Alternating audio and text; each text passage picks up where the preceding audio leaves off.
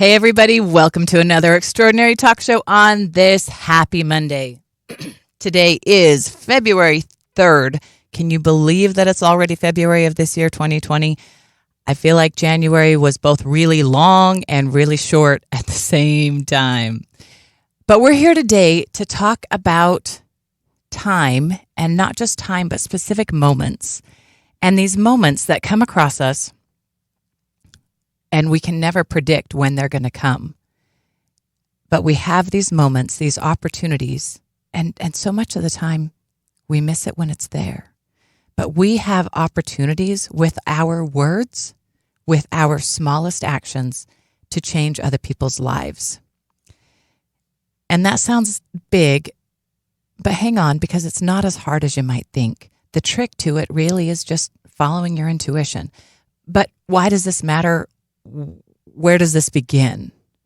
I think that you've all probably heard this story, because I've heard this story for years. It's been on Facebook. I've gotten it into email groups, and it's a story about a boy who was really frustrated. He was really depressed. He was really unhappy, and he was in high school, and he decided that he was going to just end it, that there was nothing left worth living for. Nobody cared about him, and he was going to go home and take his own life. But he also didn't want his mom to have to clean up his locker. So he carried all of his books, everything that was in his locker, he cleaned out and carried it home from school that day so that his mom wouldn't have to clean up his locker after him. And as he was walking home, another boy that he knew from school saw him carrying this large stack of books and offered to help carry some of those books for him. And the first kid was kind of surprised. What the heck is this kid trying to be helpful? Why is he trying to be supportive when nobody else has been? But hey, the stack of books was heavy, and it's hard to turn down somebody who actually cares. So he let the other kid carry half the books. And on the way home, they just chit-chatted a little bit. And I doubt that he ever told that kid what he was feeling that day. But by the time he got home, he realized somebody else cared, that somebody else was literally willing to help carry his burden. And the idea that there was somebody in the world that cared enough to offer to help, even just to carry a book. I mean, that kid that offered to help didn't know what burden he was actually relieving when he did that. But he effectively, without ever knowing it, saved that other young man's life simply because he gave him hope. And if you think back in your life, I bet you can probably come up with at least one time that you were struggling and someone else said something or did something that made a massive impact for you. And maybe that other person never even knew what a big difference they made and how much it actually mattered for you. I was speaking with a girl that I work with a couple weeks ago, and she was talking about being in elementary school or middle school. Guys, do you understand that our national suicide rate has skyrocketed and ballooned over the last 15, 20 years?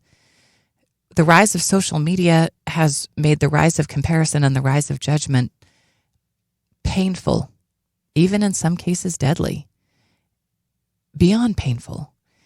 But so this girl, she was about 14, 15 years old, and she was struggling, man. She was having a rough day at school, and this rough day at school was part of a rough week that was part of a rough month. And she was just really, really feeling it and struggling and didn't feel loved and accepted or appreciated and felt completely alone and isolated. And guys, maybe, I think if you're listening, you have to be able to call up a time in your memory when you felt that way. Because if you're human, you felt that way at some point. And so with that, I want to remind you that you're not the only person who's ever felt that way. That pretty much every other person on this planet has felt that way at one time or another. You are not alone. But this girl was feeling that way that day. And she was walking down the hall feeling frustrated, feeling scared, feeling sad, and really considering going home and finding her dad's gun because it was that bad. And as she walked down the hall, a girl that she knew, didn't know her well, walked by and said, "Hey, your hair looks so cute today." And it caught this girl off guard. The last thing that she was expecting in that moment was a compliment. In fact, she felt pretty invisible to the rest of the world. And so to have this one girl, first of all, see her, second of all, acknowledge her and compliment her. It wasn't about that her hair was cute that day. For my friend that I work with, it was about being seen. It was about being acknowledged. It wasn't about what outfit she had on or how she'd done her messy bun. It was that somebody else saw her and acknowledged her. I have a story from when I was in 8th grade, about the same time, and that was a long time ago. But like I said, we've all struggled. And we know that we talk about bullying a lot. And there's argument back and forth on, well, maybe kids just need to toughen up and handle it because we've all dealt with it. And I'm not saying that bullying is okay. Don't think that. But what I am saying is that if you never were bullied, you were probably the bully. But also the reason that bullies bully is because they've been bullied too. But I was bullied in 8th grade. It wasn't severe. It wasn't harsh, but we also didn't have social media back then. It might have been a very, very different story for me if I was. And there was a kid in my shop class who used to say really mean things. And I'd go to English class after. And so sometimes I'd get to English class pretty sad, pretty down. And I didn't want to be a tattletale. I didn't think that reporting him would actually make anything better. So I kind of just let that go. But there was one day that I was sitting in my English class and we were supposed to be having reading time or something, which I normally loved because I would love any excuse to open a book in class instead of listen to a teacher. But whatever it was that we were supposed to be working on, I wasn't working on it. I was just kind of sitting and staring at my desk. And my English teacher, I don't remember her name. I've had other English teachers, Mrs. Hampton specifically, that really made a difference for me. I don't remember this teacher's name. But she came to me and she kind of crouched down next to my desk.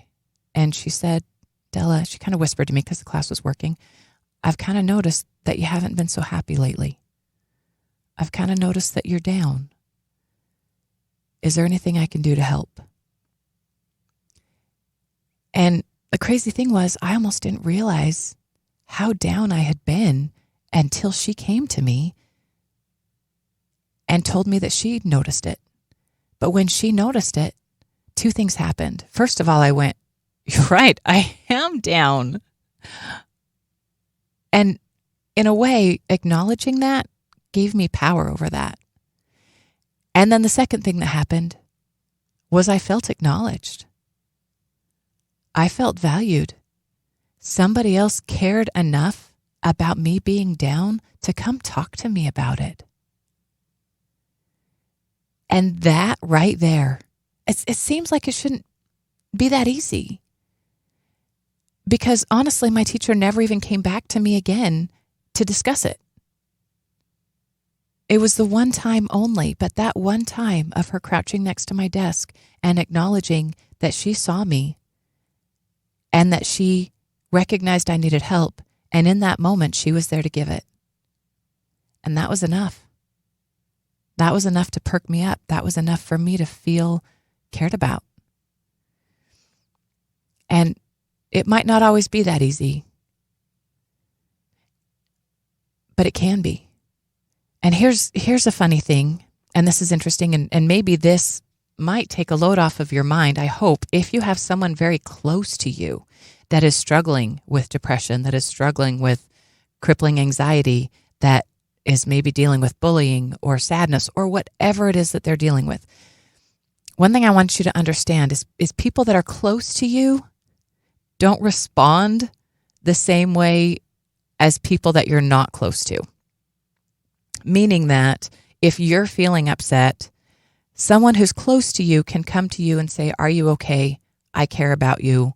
Let me know if I can help. They can give you a hug. And that can be very beneficial, but it doesn't have the same kind of magic behind it that it does when it comes from someone that you're not expecting it from. Someone who has not previously told you that they love you. Someone that you don't live with. Someone new. When it comes from someone new, it carries an extra weight, a different power. And I want to tell you that for one thing, because if you have someone in your life who's really struggling and you feel like everything that you're doing isn't helping, that's okay. Sorry for my cough, guys. I want you to understand that it's really difficult for us as humans to accept help from those closest to us. I know when I'm struggling, my husband will give me advice and give me suggestions. Maybe you should change this part of your nutrition. Maybe you should change this part of your sleep habit. Maybe you should remember to meditate every day. And I hear these things from him and I blow them off. But if I sit down with my doctor or a good friend that I know and trust, and they say the exact same things, I might listen to that more closely. I might follow those suggestions more readily. And it's not that I don't love my husband. It's not that I don't appreciate his input, but there's something about getting that information from someone outside of your circle that makes it more powerful. So if you're trying to help someone close to you, keep doing the things that you're doing, but don't feel bad if it feels like it's not as helpful as you want it to be. And then certainly don't feel bad if somebody else comes along and tells your loved one the exact same thing that you've been telling them for months, and they actually listen to that person. Because first, you need to understand you've planted that seed, and your loved one maybe wasn't ready to fertilize that seed yet until they heard it from someone else. But once they heard it from someone else, then they were able to fertilize that seed and let that idea grow. Don't take it personally if someone close to you has a hard time accepting help from you. It's normal, it's natural, we're humans. But what that means is it should hopefully give you some understanding and power in your relationships that are close to you. But what it also means is that when you step out of that circle, when you see someone who might need a word from you and they're outside of your circle, the word that you are going to say to them, whatever it is going to hold so much more power for them than if it came from someone close to them. And that might sound weird because you think, who am I to go up to this stranger and tell them I hope they have a nice day? Who am I to go up to this person and say, you look sad? I'm sorry, I felt that way too sometimes. Actually, who are you not to be? You are the perfect person to go up to a stranger. And you never, ever know when you are going to be the one that might save that life. You never, ever know when you're going to be the one to compliment someone's hair and potentially give them hope in other human beings. You never know when you might whisper in someone's ear, hey, you look sad.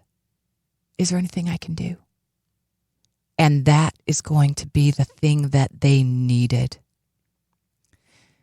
So, since you never know, how do you know when you need to step up and do that? And guys, if you've ever been on one end of that, if you've ever been on the receiving end of someone saying or doing the thing that you needed, please pay it forward. Please look for opportunities to do that for someone else too. And how do you know who needs it? How do you know if you're at the grocery store and there's hundreds of people there, who is it that needs that word from you? Well, here's the thing. You just got to trust because your higher self knows. Our higher selves are in contact and communication with the higher selves of others. Haven't you noticed that you'll think about someone and they call you? We've talked about this before. And you do that with people that you know and love, but you can also do that with people that you don't necessarily know. However, you're on a similar emotional vibration to them. Your energy structure is similar to them. Here's one way that you can absolutely know that you need to say something to someone. If you see someone's face, it might be a perfect stranger, but you recognize the look on their face, and you recognize that look on their face because you've seen it in the mirror. You can see how their eyebrows are furrowed and how their brow is pinched and how their eyes are just a little bit narrowed and how their mouth is tight. And you say to yourself, I know that look because I've seen that look on my own face in the mirror. And when I had that look, I know what emotions I felt. And if that expression is any accurate expression of how this person is feeling, then I know how they feel because I felt that way too. What do I wish someone had said to me when I felt like that? And maybe you don't need to say anything. Maybe you smile at them. Maybe you put your hand on their shoulder and say, hey, I hope the rest of your day goes well. You don't have to broach the subject. You don't have to say, wow, you have the same look on your face that I had on my face when I was thinking about how awful life was. If that's what comes natural to you, then say that. How I would do it and how you would do it are different. But I'm not going to run into the same person that you're going to run into. The person that you run into is put in your path for a reason. The person that you run into and you hear the voice in your head that says, say something nice. Follow that prompt. When you hear that, that is your higher self who has communicated with their higher self, and your higher selves went, hey, I know how you're feeling because I felt that exact same way. And then your higher self gives you the prompt. Say something. Give him a smile. I can't tell you what that prompt is going to be because you're going to get that from your higher self, not from me. What I'm asking you, what I'm begging you, is to please follow it. You'll have an idea of what to say. The exact words will come when you open your mouth. And you'd be surprised what things it is. It might be complimenting their hair. It might be telling them that they remind you of your child. And if they remind you of your child, they must be awesome. So keep on being awesome. It can be a simple moment of praise. It can even be a question. Ask them if they know where the laundry detergent is. But in doing that, you're making eye contact with them. You're acknowledging them. And you're saying, I see you. And I need your help. Do you understand how powerful it is to be asked for help? Anyone who is in these moments of utter sadness and depression, one of the best things that they can do for themselves is anything. And if you ask them to help you in a way isn't too difficult for them, because honestly, when you feel that way, it's hard to muster up much energy to accomplish things. But if it's a simple thing, something that they can do easily, that will boost them.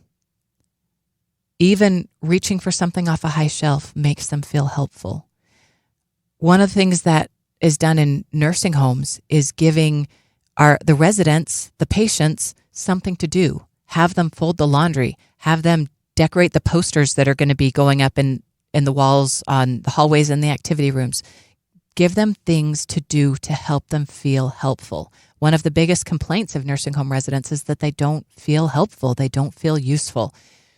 And that's close to me because I work in that population. If you can find a way, if you see someone that's struggling and you can find a way to make them be helpful, you will give them a gift.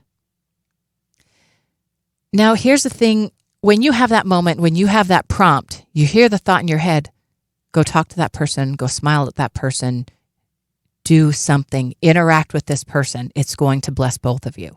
When you hear those voices, why don't you do it? And I'm asking honestly, what are the reasons that would prevent you from going up to that person and saying something?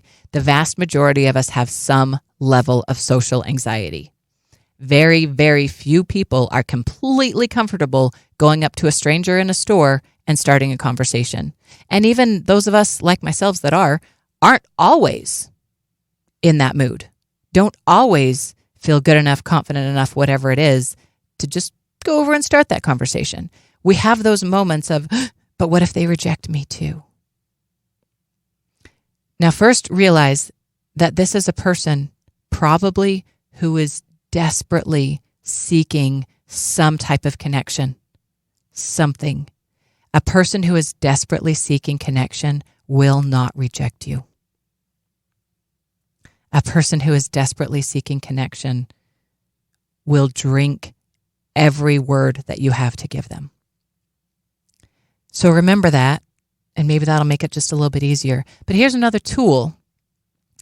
And you can use this for anything. This is a fantastic tool when you have that moment of anxiety when it's time to do something, whether it's speak to a stranger or anything else, even if it's just fears that you have that might be irrational. I want you to ask yourself, think of the fear that you're having. If I go up to this person and talk to them, are they going to call me an idiot? Are they going to call me ugly? Are they going to curse at me and walk away? Am I going to feel rejected? Is it possible that those things might happen? The answer to that is yes, everything is possible. Is it possible? Yeah, it could. Is it also possible that they might accept me when I go speak to them? Actually, yeah, that's possible too. Okay, now that we know the possibilities, let's talk about the probabilities. If I go up to that person who may or may not need my help, but I kind of feel a prompting like they might, and I say something, what is the probability that they're going to reject me? On a scale of 1 to 10, how many times have you seen one person completely blow up at a stranger for being nice to them? It happens, but it doesn't happen too often. The probability of that happening is very low, probably like a 2, maybe even a 1. What's the probability that they might, at the very least, listen to what you have to say without being rude or obnoxious about it? Is there a probability of at least a 5, maybe 6 or 7, that they will at least stand there and look at you for 10 seconds while you talk? There's a good probability of that. There really is. In fact, the probability is way higher that they're going to accept you than that they're going to reject you. So consider that, and if you go through that, that might make it just a little bit easier. One thing I want to remind you, when you speak to someone, keep it brief, keep it short. People want to be acknowledged. They want to be seen. They want to be valued and cared for. They don't want to be lectured.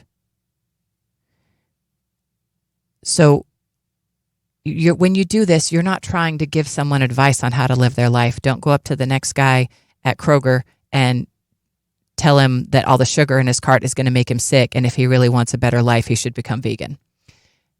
That would not probably be helpful. Don't give advice when you're doing this other than simple things like what feels comfortable, what comes to you in the moment, follow those things. But in general, stay away from advice. Just lend support. Lend acknowledgement. Let them know that you care. And when people know that you care, that is often more than enough. Be the one who cares. You've been the one who needed caring. I know you have, because I have, we all have. Don't be afraid to pay that forward. Don't be afraid to be the one who speaks up. Don't be afraid when you see that person and they have that expression on their face and you recognize that expression because you've seen it in the mirror. Recognize the possibilities and probabilities of approaching them. And then don't be afraid to say the things that come to you, to say the things that are in your heart. Keep it short, keep it brief. Unless it starts a longer conversation and you never know where it might go from there. What I'm encouraging you to do is listen to your intuition. Follow your guidance. Be a source of hope for someone else. At the very root of everything, the thing that I believe in more than anything is the power of love. I believe that the Word of God is love. It's the only word that matters. I believe that the power of love spins the electrons that create form, that create solid objects for us to touch and hold. Love is not just an emotion, it is a force, it is a power. And if you accept that with the intention of wanting to share it, your life will change too. That's Della.